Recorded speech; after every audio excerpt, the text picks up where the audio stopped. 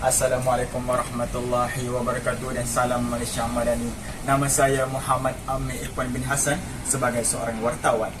Di sini saya ingin memperkenalkan barisan tenaga kerja yang membantu melaksanakan video dokumentari ini.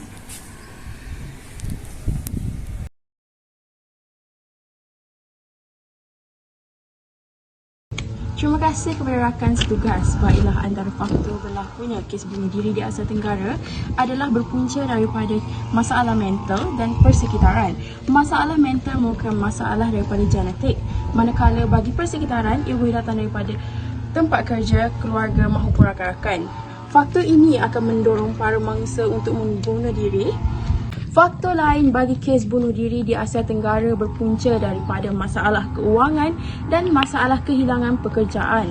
Masalah ini akan memberi tekanan hidup kepada mangsa kerana mereka sukar untuk membeli keperluan harian mereka. Tekanan ini akan memaksa mereka untuk membunuh diri kerana mereka memikirkan ini adalah jalan terbaik kepada mereka. Kes bunuh diri ini bukan melibatkan orang dewasa sahaja, ia juga melibatkan para pelajar. Tekanan daripada pihak sekolah dan ibu bapa yang meletakkan harapan setinggi gunung untuk mereka mencapai kecemerlangan akademik dalam setiap peperiksaan juga memberi tekanan besar kepada mereka kerana mereka hanyalah remaja yang ingin bermain. Tekanan ini juga akan mendorong mereka untuk membunuh diri. Program kecemerlangan daripada pihak sekolah yang memeruntukkan masa dan tenaga mereka juga memberi impak yang besar kepada mereka. Mereka akan merasa tertekan dan memilih untuk menamatkan riwayat hidup mereka. Berikut ialah statistik kes bunuh diri di Malaysia. Pada tahun 2019, sebanyak 609 kes. Pada tahun 2020, sebanyak 613 kes. Dan pada Januari hingga Mei 2021, sebanyak 468 kes. Statistik menunjukkan punca utama kes bunuh diri di Malaysia adalah kerana masalah keluarga. Yang kedua adalah kerana tekanan perasaan. Yang ketiga adalah faktor kewangan.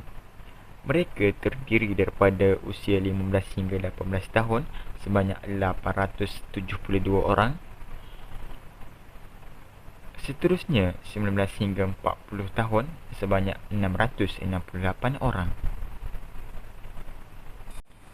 Data juga menunjukkan statistik cara membunuh diri bagi mereka yang tidak bertanggungjawab.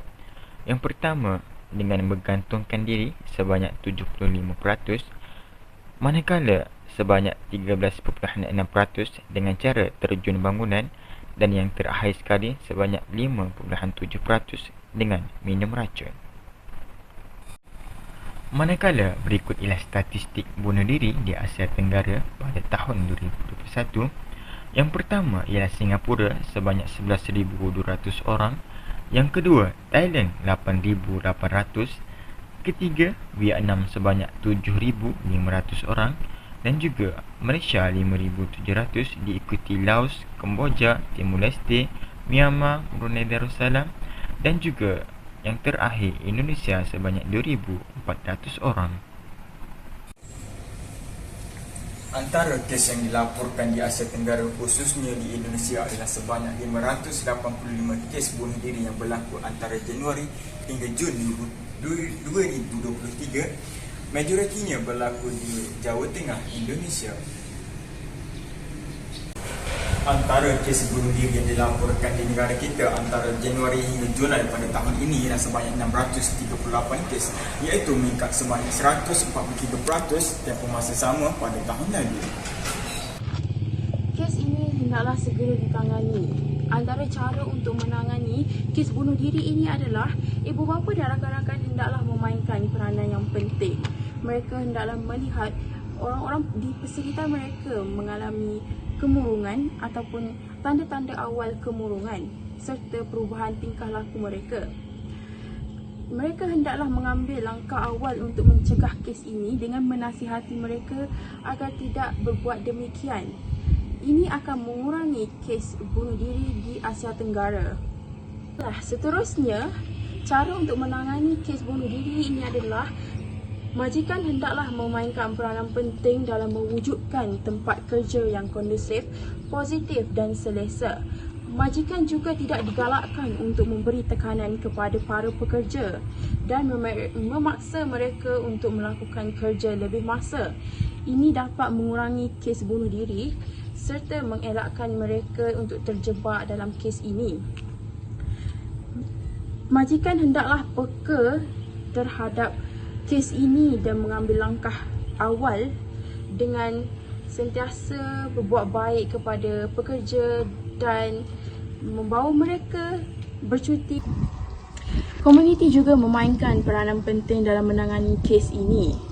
Komuniti hendaklah mewujudkan persekitaran rumah yang harmoni yang dapat mengurangkan tekanan hidup.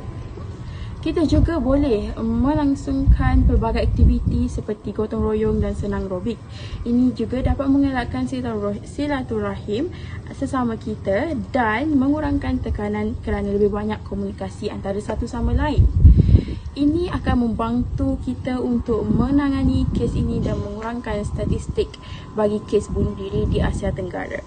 Bunuh diri bukan sahaja memberi kesan kepada keluarga, malah masyarakat dan juga negara. Dari segi keluarga, ia akan mengaibkan keluarga. Masyarakat di sekeliling akan memburukkan keluarga ini dan menyebarkan tentang berita membunuh diri di kalangan setempat. Ini akan menyebabkan keluarga ini akan dipandang serong oleh masyarakat sekeliling. Kes bunuh diri ini akan memberi kesan kepada negara. Negara yang merekodkan catatan tertinggi bagi kes bunuh diri akan dipandang serong oleh negara lain dan masyarakat di negara lain. Ini akan memberikan imej buruk kepada negara tersebut. Jika hal ini tidak ditangani, lebih ramai masyarakat akan terlibat dengan kes bunuh diri kerana terpengaruh dengan persekitaran. Oleh itu, semua pihak hendaklah berganding bahu dalam memantras kes ini. Sekian daripada saya. Terima kasih.